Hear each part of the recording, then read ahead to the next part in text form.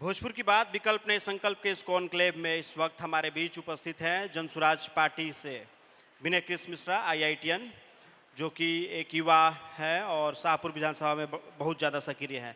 हम उनका स्वागत करना चाहते हैं भोजपुर की बात कॉन्क्लेव में विकल्प नए संकल्प मंच पर। जोरदार तालियों के साथ उनका स्वागत कीजिए।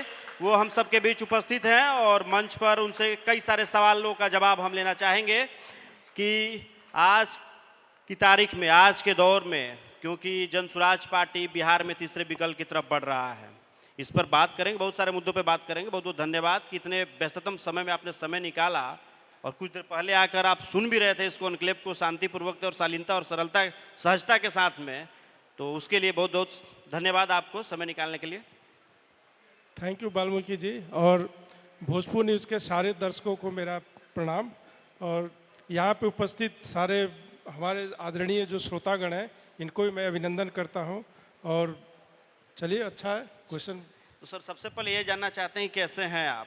बहुत बढ़िया है। हाँ, क्योंकि चुनावी साल चल रहा है और वैसे में जब हम कॉन्क्लेव कर रहे हैं, क्योंकि ये कॉन्क्लेव पटना और दिल्ली वगैरह में होते थे, भोजपुर न्यूज़ की कि Bhojpur news channel Bhojpur news को रिप्रेजेंट करता है और भोजपुर की बात न हो तो ऐसा हो नहीं सकता है इस कॉन्क्लेव में। क्योंकि अब देखिए 2 महीने बाद चुनाव होने वाले हैं, आचार संहिता तो लग जाएंगे।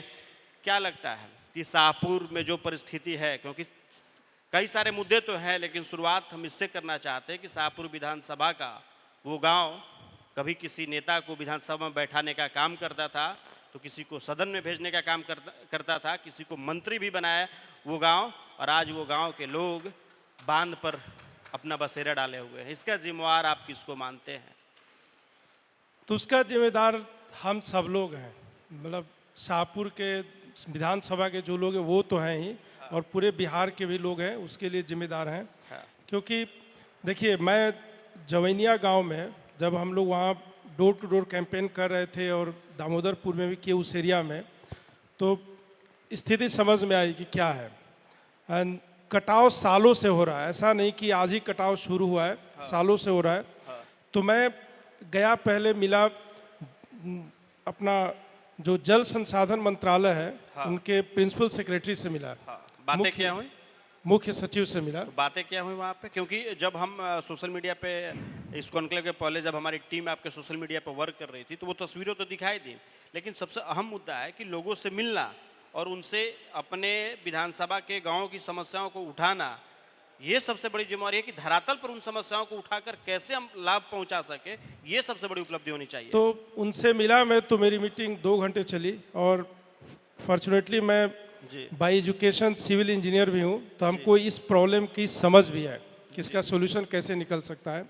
तो मेरी बात हुई, हम लोग पूरा डिज़ाइन लेके गंगा नदी का पूरा कैसे क्या कर सकते हैं उस पर डिस्कशन हुआ। तो ये इस प्रॉब्लम का सोल्यूशन बिहार और यूपी सरकार दोनों को मिल के करना पड़ेगा, केवल एक राज्य करेगा तो नहीं होगा। तो मैंने ये बोला कि ये कैसे हो सकता है कि एक गांव बहने वाला है, उस समय आधा ही टूटा था, और सरकार, बिहार सरकार कुछ नहीं कर रही है। तो उनका ये कहना था कि हम लोग तो पूरा बिहार देख रहे हैं, कोसी गंडक भी देखना है, गंगा जी का भी बाढ़ का प्रकोप देखना है। इसके लिए आज तक शाहपुर से कोई भी नेता इस मंत्रालय में आके प्रायोरिटी से इस पे बात नहीं किया, आवाज़ नहीं उठाया है। अगर ऐसा हुआ होता तो लास्ट ईयर 2024 अक्टूबर नवंबर में अगर हम लोग पे ये बात उठी होती, अच्छे से ढंग से होती हो, तो आज ये गांव को हम लोग बचा चुके होते। अब ये किसका दोष है आप खुद समझ सकते हैं, बोलने की जरूरत नहीं है। और हम तो समझ रहे हैं सर, लेकिन ये बात किसने कहा? क्या जिनसे आप मिलने गए थे उन्होंने कहा क्या कि किसी मंत्री ने उठाया नहीं आवाज, या नहीं उठाया? इसको अच्छे से देखिए, उठाना एक होता है कि आप गए किसी से मिले, इंजीनियर से मिल लिए, किसी से भी मिल लिया, आप कहीं भी जाके मिले, उसको उस जोश में उठाना कि ये समस्या है, गांव के फ्यूचर की बात है, अगर आप नहीं करोगे तो फिर कोई सुनना नहीं चाहता। होते हैं ना, crying baby gets the milk. तो यहाँ पे ये कि आपको अपने एरिया के बारे में, अपने विधानसभा के बारे में सोचते हैं कि मैं यहाँ पे कुछ करने आया हूँ, इस समाज के लिए कुछ करने आया हूँ, तो आपको उस तरह से क्राइंग बेबी बनना पड़ेगा, तभी जाके काम होगा, क्योंकि कोई सरकार इस पर ध्यान देना नहीं चाहती है। क्या सोचा है जनसुराज वाले, क्या सोच रहे हैं बाढ़ नियंत्रण को लेकर? जनसुराज वाले देखिए, अभी तो जवैनिया गांव में कुछ कर नहीं सकते, अब वो गांव चला गया, उसमें हम लोग मदद करने की कोशिश कर रहे हैं जिस तरह से भी हो सकता है। अगर हमने अभी भी आवाज़ नहीं उठाई तो अगले साल दामोदरपुर का भी नंबर आएगा, और दामोदरपुर बहुत बड़ा गांव है, अगर उसको हम लोग नहीं बचा पाए तो त्राहि मामी है। तो हमारा ये प्लान है कि कुछ भी मेरे साथ हो, मैं जो नेता बनूं नहीं बनूं उससे हमें कोई मतलब नहीं है। जैसे ही बाढ़ का माहौल और इलेक्शन का माहौल खत्म होता है, हम लोग इसको लेके लड़ेंगे, लड़ाई लड़ेंगे इस पे, और इसका सोल्यूशन निकाल के रहेंगे कि टाइम है। जिससे सरकार में भी बोला गया कि अक्टूबर नवंबर में कोई आवाज उठाता, इस बार हम लोग आवाज उठाएंगे और कोशिश करेंगे कि हम लोग दामोदरपुर गांव को बचा पाए। आवाज तो उठाएंगे, ये तो बात सही है कि आवाज उठाइए, आवाज उठेगी तभी तो कुछ हो पाएगा। लेकिन लड़ेंगे कहाँ लड़ेंगे? सदन में तो जगह चाहिए ना जनसुराज वालों को, तभी तो लड़ सकेंगे। क्या लगता है कि इस बार शाहपुर विधानसभा में जनसुराज की स्थिति क्या है? हम आपसे जानना चाहते हैं क्योंकि आप लगातार पंचायतों में भ्रमण कर रहे हैं। शाहपुर विधानसभा में जनसुराज की स्थिति बहुत अच्छी है। हम लोग जो भी जनसुराज से जुड़े हैं, मैं हूँ, अनुरानी जी हैं, पद्मा जी हैं, हम सब लोग डोर टू डोर कैंपेन किए, बहुत घूमे हैं, और शाहपुर में जनसुराज बहुत सशक्त है। आप बोले तो रिमोटेस्ट विलेज में जाएंगे, यहाँ पे शाहपुर विधानसभा में सबको जनसुराज के बारे में मालूम है। अभी आपने बातों बातों में जनसुराज के और एक दो नेत्री का आपने नाम लिया। कोई व्यक्ति किसी पार्टी के किसी नेता का जल्दी प्रचार करता नहीं, और भोजपुर न्यूज़ की बात विकल्प में संकल्प के मन से आप नाम ले रहे हैं, ये सबसे बड़ी आपकी एक छवि है। तो अब हम ये जानना चाहते हैं, सवाल मेरा ये है कि जनसुराज जो जाति का समीकरण का जो घोल घुला हुआ है पूरे बिहार में, और हम भोजपुर की बात कर रहे हैं, भोजपुर में वही समीकरण चलता है, तो क्या उस जाति की समीकरण से हटकर इस बार जनसुराज विकास के समीकरण के साथ में, इन मुद्दों के साथ में मजबूती के साथ कैसे लड़ेगा, ये प्लान हम आपसे जानना चाहते हैं। तो हम लोग देखिए, जनसुराज में जात धर्म की तो बात ही नहीं करते हैं, कि वो तो हमारा इक्वेशन में है ही नहीं। हम लोग केवल विकास की बात कर रहे हैं, और जनसुराज ही है कि आप बिहार में देखेंगे कि जो इस विकास के मुद्दे पे हम लोग बात कर रहे हैं, उसको लेके दूसरी पार्टियां भी कॉपी कर रही है। हमारे लिए अभी अगर शाहपुर विधानसभा या भोजपुर विधानसभा के हुई आप देखिए, तो विकास का मतलब अभी के नेताओं का क्या है कि रोड बना कि नहीं, क्योंकि अभी हमसे पहले भी जो आए थे माननीय, वो यही बात कर रहे थे कि कितना रोड बना। उनके पहले भी आए थे जगदीशपुर के नेताजी, वो भी यही बोले थे कि हमने 8 किलोमीटर रोड बना दिया। हम लोग बोल रहे हैं कि रोड विकास है ही नहीं, वो तो वैसे भी होना है, हर साल फंड आता है उसके लिए, ये मुखिया का भी काम है खासकर। सर एक मिनट, हम आते हैं उस पर, हम विकास पर डेवलपमेंट पे आएंगे, उसके लिए है सवाल मेरे पास भी बहुत सारे हैं जिससे जवाब हम आपसे लेना चाहते हैं। ये सवाल जो आपने कहा, जातिवाद का जो सवाल हमने आपसे पूछा कि जातिवाद से परे हट के चुनाव लड़ना चाहती है जनसुराज, डेवलपमेंट की बात कर रही है, लेकिन शाहपुर विधानसभा में डेवलपमेंट कहाँ दिखाई दे रहा है? ब्राह्मण बहुल क्षेत्र है और जनसुराज में 3-3 ब्राह्मण दिखाई दे रहे हैं, और किसी जात का वहाँ पे क्यों नहीं स्थान दिखाई दे रहा है जनसुराज में? ये सवाल हम आपसे पूछना चाह रहे हैं, बताइए आप। नहीं, देखिए, जात की बात नहीं है। अगर दूसरे कास्ट का कोई वैसा सक्षम है, जनसुराज से जुड़ के करना चाहता है, तो सामने आए, क्यों नहीं आ रहा? तो ये माना जाए ना कि जहां शाहपुर विधानसभा में मास वोट ब्राह्मणों का है, बहुल क्षेत्र है ब्राह्मणों का, हर पार्टी, आप ही पार्टी की हम बात नहीं कर रहे, आरजेडी भी ब्राह्मण, भाजपा भी ब्राह्मण, जनसुराज भी ब्राह्मण। तो एक ये बताइए कि शाहपुर विधानसभा की आप हिस्ट्री देखेंगे, क्या हमेशा ब्राह्मण ही जीता यहाँ से? आप बताइए ना। नहीं, हमेशा ब्राह्मण जीता है। धर्मपाल सिंह भी तो जीते हैं ना वहां से, बाबू साहब भी जीते हैं, जीते हैं समाज के तो भी लोग जीते हैं। वो इक्वेशन नहीं है। अब ये एक हो गया कि जो ब्राह्मण नेता है वही लोग मतलब कि अभी ट्राई कर रहे हैं, बट वैसे उस मनसा से जनसुराज लोगों को नहीं चुन रही है। जनसुराज क्या है कि किसी भी कास्ट के हैं, किसी भी धर्म के आप हैं, अगर आप अच्छे व्यक्ति हैं, एजुकेटेड हैं, सक्षम हैं, जो कि समझ सोच रखते हैं, जो अच्छे व्यक्ति है उनको टिकट दिया जाएगा। कोई कास्ट का इक्वेशन यहाँ पे है ही नहीं। अब शाहपुर में अब ये इट्स जस्ट चांस कि जो लोग ट्राई कर रहे हैं सब ब्राह्मण है और कुछ नहीं है। और हम लोग देखिए, हमारा ये जो है ना कि हर चीज को कास्ट के लेंस से हम क्यों देख रहे हैं, क्यों नहीं देख रहे हैं कि 3 अच्छे लोग जो व्यक्ति जो हैं वो उसको ट्राई कर रहे हैं। किसी भी कास्ट का व्यक्ति हो, अगर अच्छा है तो जनसुराज के लिए लड़ेगा, वो कोई इशू नहीं है। अब आते हैं रोजगार वाले मुद्दे पे। आप रोजगार की बात कर रहे थे। शाहपुर विधानसभा का सीपुर पंचायत है जहां पर सीमेंट की फैक्ट्री खुली हुई है वहां पे, और उस फैक्ट्री में लोकल लोगों को रोजगार न देके बाहरी लोगों को रोजगार दिया जा रहा है। आखिर अब इस पर आना चाहते हैं क्योंकि आप एक IITian है और काफ़ी आपने अलग अलग देशों का भ्रमण भी किया है, अलग अलग हमारे इस भारत के कई राज्य स्टेट का आपने भ्रमण किया है, तो क्या लगता है कि ये जो चीज़ें बिहार के साथ, क्योंकि हम तो कहेंगे ना कि सौतेला व्यवहार बिहार के साथ किया जा रहा, आप उद्योग हमारे यहाँ लगा रहे हैं, आप फैक्ट्रियाँ हमारे यहाँ लगाने की हमारे ज़मीन के यूटिलाइज कर रहे हैं, लेकिन रोजगार हमारे लोगों को ना देके बाहर के लोगों को क्यों लाकर यहाँ पे रोजगार दे रहे हैं? क्या हमारे लोग शिक्षित नहीं है क्या? हमारे लोगों के पास वो क्वालिफिकेशन ऑफ एजुकेशन नहीं है क्या? हमारे लोगों के पास वो स्किल नहीं है क्या? क्योंकि देखिए अभी सीपुर पंचायत में एक लड़के से हम जब इंटरव्यू कर रहे थे, क्योंकि तो बता रहा था कि हम ITI करके डिप्लोमा करके बैठे हुए, हम इलेक्ट्रीशियन हैं, हम फिटर हैं, फिर भी उस फैक्ट्री में रोजगार नहीं मिलता। इसका जिम्मेवार विनय कृष्ण मिश्रा जी कौन है? देखिए, जिम्मेवार होने से होते है कि ये बदलेगा कैसे? वो बता रहे हैं आपको जी। किस पार्टी के पास वो विजन है हाँ। कि बिहार को डेवलप करना है। हाँ। तो मैं आपको थोड़ा सा इसका आंसर देने के लिए मेरा क्या विजन है उस पर बात करूंगा, तो आपको परिप्रेक्ष्य समझ में आएगा। जी। मैं शाहपुर के लिए एक शाहपुर डेवलपमेंट मॉडल लेके आया हूँ कि शाहपुर का कैसे विकास करेंगे। जी। तो कोई मॉडल आप बनाते हो ना, तो उसके कुछ स्तंभ होते हैं, पिलर्स होते हैं। जी। तो इसके 3 स्तंभ हैं, 3 पिलर्स हैं, पीपल, प्रोसेस एंड टेक्नोलॉजी। हाँ। लोग हैं, लोगों को पहले आपको ट्रेन करना होगा, सक्षम करना होगा, क्योंकि कोई भी फैक्ट्री आती है, जैसे आप बीरपुर की बात किए। हाँ। अगर हमारे पास ट्रेंड स्किल्ड लोग नहीं है, हाँ। तो कोई फैक्ट्री कैसे देगी। हाँ। तो पहले यह है कि एक स्किल वैसा करना है कि कुछ प्रोसेस लाना है, एक इकोसिस्टम बिल्ड करना है जिसमें आप लोगों को स्किल कर पाएँ। उसके बाद टेक्नोलॉजी है। देखिए, टेक्नोलॉजी क्या है कि अभी वर्ल्ड में अगर आपको प्रोडक्टिविटी बढ़ाना है, बहुत कुछ करना है, तो टेक्नोलॉजी का हेल्प लेना पड़ेगा, आप अछूते नहीं रह सकते। हाँ। क्योंकि आप टेक्नोलॉजी का देख सकते हैं किस तरह से सोशल मीडिया सबका यूज़ मोबाइल फ़ोन का हो रहा है, तो आपको करना ही पड़ेगा। और तीसरा एक प्रोसेस है।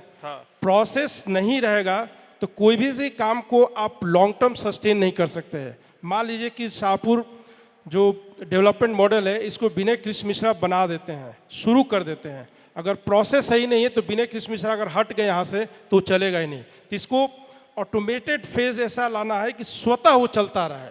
तो एक प्रोसेस भी जरूरी है। तो मेरा ये विजन है कि इकोसिस्टम बिल्ड करना है, जिसमें हम लोग ये चाह रहे हैं कि शाहपुर विधानसभा को 4 जोन में डिवाइड करेंगे।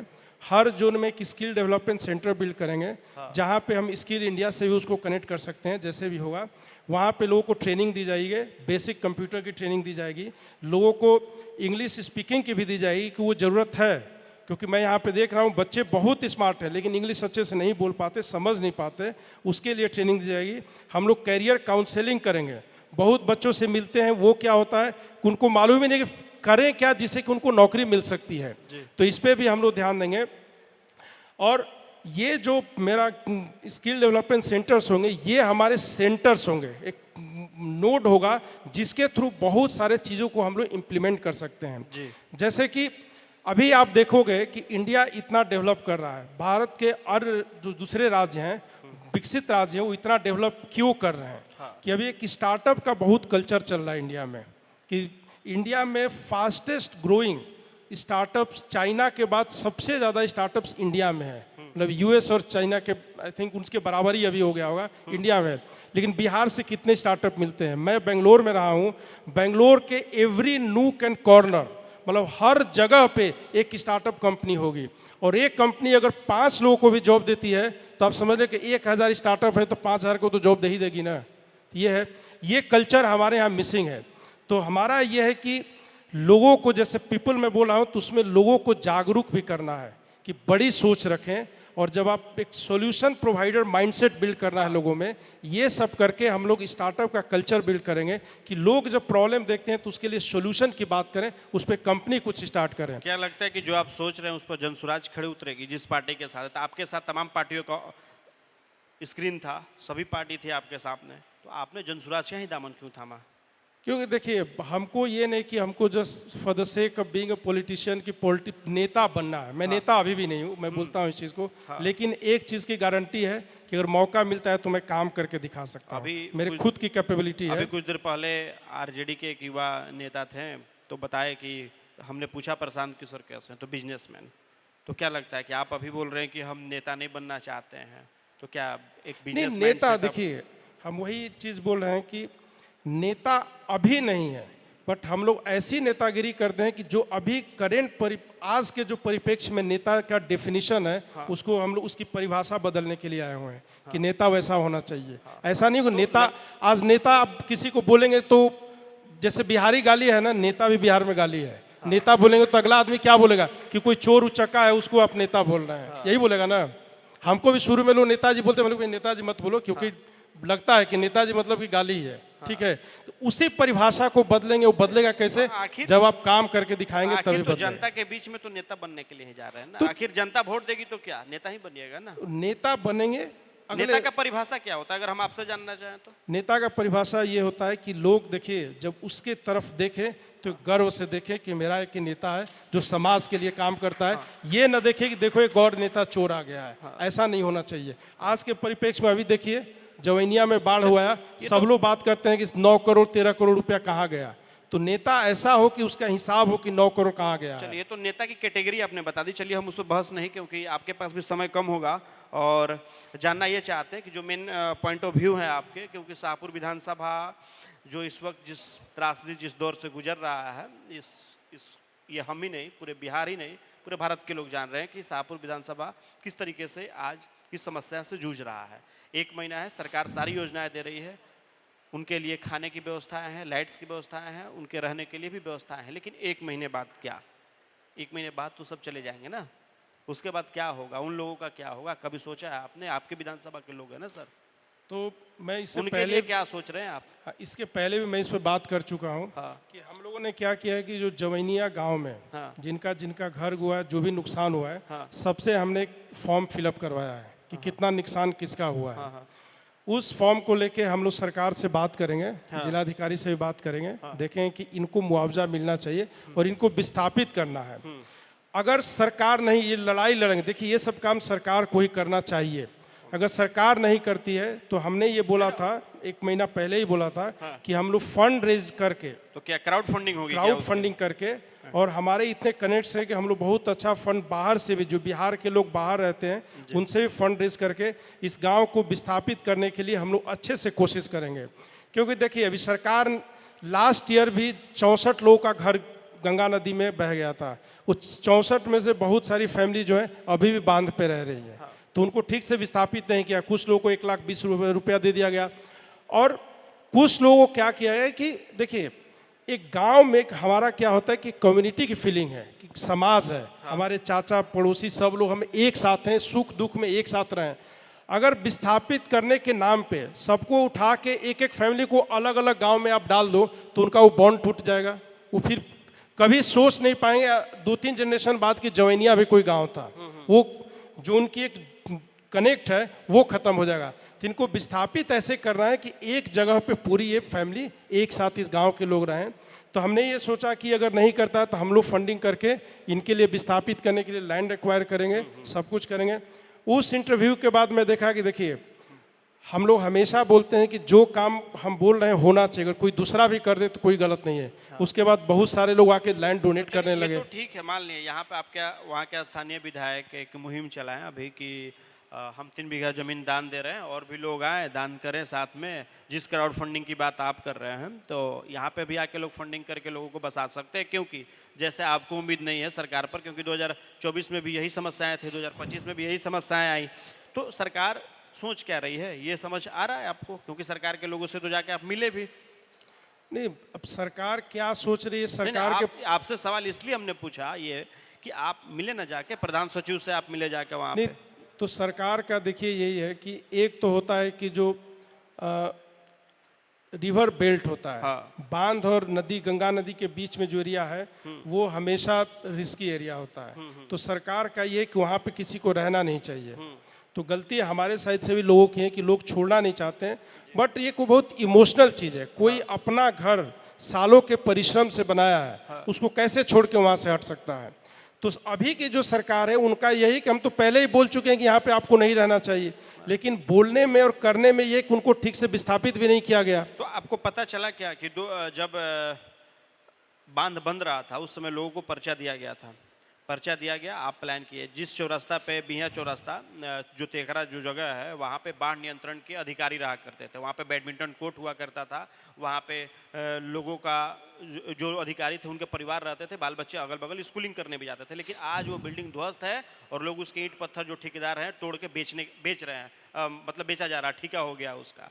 तो ये सिस्टम यहाँ से क्यों हटा दिया गया? आखिर तो था ना, गंगा जी तो काफी नजदीक में थे। क्यों का जवाब तो मेरे पास नहीं है, आप उन्हीं से पूछना पड़ेगा। लेकिन देखिए, लेकिन जनसुराज कैसे इन सब चीजों को बदलेगा? आप जो बोल रहे हैं, जो सिचुएशन है, इसीलिए जनसुराज आएगी। कि हमको आके यहाँ घूमने की क्या जरूरत है? आया जनसुराज तो आया, लेकिन जनसुराज करेगा कैसे? इसको सॉल्व करके दिखाएंगे। हम तो आपको बता रहे हैं ना, अगर दामोदरपुर गांव को हटने की जरूरत नहीं है, हम लोग यूपी सरकार से बात करके अगर हम लोग को मौका मिलता है तो पूरा तट की ठोकर लगा के जैसे भी करके। देखिए, हम तो ये जानना चाहते हैं ना, अभी तो आपने कह दिया, एक संस्कृत में श्लोक है, प्रत्यक्षम किन प्रमाणम, तो आप आने वाले समय में प्रत्यक्ष दिखाना चाहते हैं, लेकिन जनता अभी जानना चाहती है ना कि जनसुराज के लीडर्स क्या करेंगे, अभी आपसे जानना चाहती है ना लोग। तो वही तो बता रहा हूँ मैं आपको।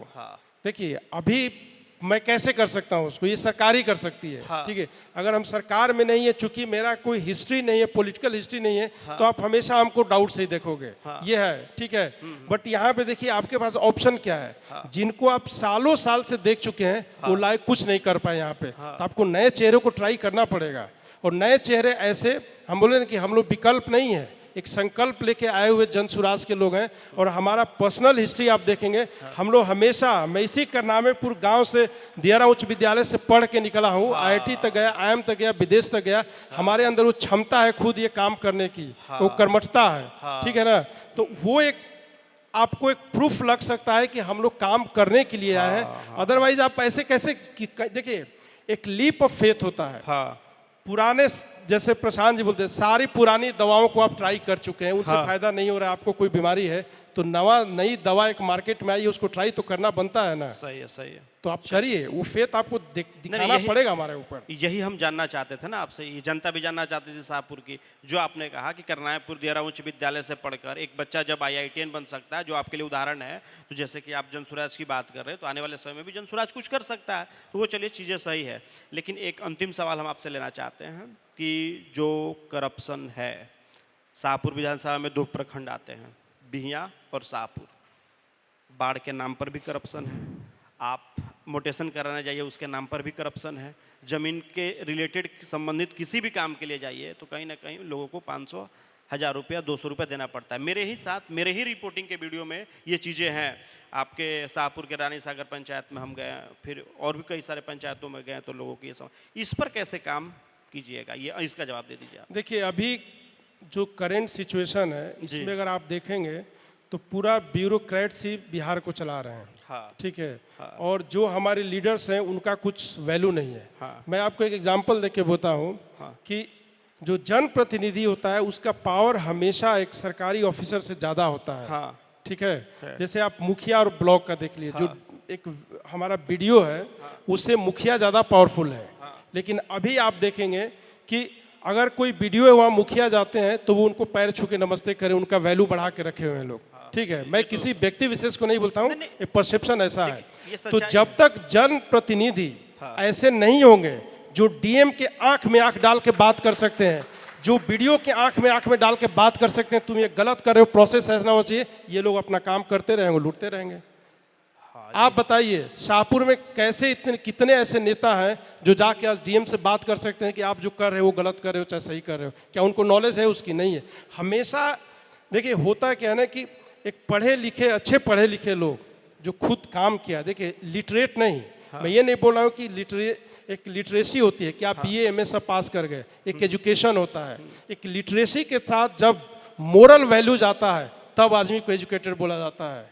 वो मोरल वैल्यू के साथ कोई नहीं है तो वो काम नहीं कर पाएगा, कभी किसी ऑफिसर से ठीक से बात नहीं कर सकता, हमेशा रिसीविंग एंड पे। चिराग पासवान ठीक है, एक यूथ लीडर, अच्छे। नीतीश कुमार मतलब बुढ़ापे की तरफ, मतलब दिमाग काम नहीं कर रहा ज़्यादा, तो मतलब अपने लाइफ के ढलान पे हैं वो तो। अच्छा। सम्राट चौधरी? अब से ये सब तो अब पहले एक बोल के गया ना कि लालू जी के प्रोडक्ट हैं। ठीक है ना, तब इनको हम क्या कमेंट करें। प्रशांत किशोर बिहार की सोच, ये मानते हैं आप? एकदम मानते हैं। हाँ और बिहार को जन सुराज ही बदल सकता है। मैं यहाँ पे लिख के देता हूँ, सबको आश्वस्त भी कर सकता हूँ कि जो हमारी सोच है जन सुराज की, हम ही एक पार्टी हैं जो विकास के नाम पे एजुकेशन और मतलब शिक्षा और रोजगार की बात करते हैं। कोई पार्टी आज तक नहीं की, क्योंकि हम और जो नेता हैं और जो पार्टियां हैं केवल रोड की, आप यहाँ जितने लीडर आपके यहाँ सब ये गिना के जाएंगे हमने कितना किलोमीटर रोड बनाया है। मुखिया वाला काम भी लोग जोड़ के एमएलए ही करके जाते हैं। एमएलए को एमएलए का काम करना है, शिक्षा व्यवस्था को ठीक कराना है, रोजगार पैदा करना है, तभी जाके ये होगा बिहार का। बहुत बहुत धन्यवाद हमें समय देने के लिए। भोजपुर की बात विकल्प नहीं संकल्प में बहुत बहुत धन्यवाद आपका कि समय निकाल कर आए। फिर मिलेंगे किस दूसरे कॉन्क्लेव में आपके साथ। Thank you.